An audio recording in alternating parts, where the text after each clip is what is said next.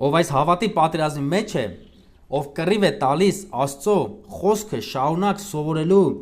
շարունակ կատարելու համար, նա դրանով վկայում է, որ իր մեջ կա փրկարար հավատը։ Նա վկայում է իր փրկության իրական լինելը։ Եթե դու հրաժարվել ես պատերազմից, դժվարությունից, ընտրել ես հեշտ ճանապարհը, լայն դուռը, ապա վախեցիր, կասկածիր քո հավատի կենդան լինելու վրա։ Այդ լայն դուռը կորսվածների համար է, իսկ նեղ դուռը Քրիստոսի հետևորդների համար է։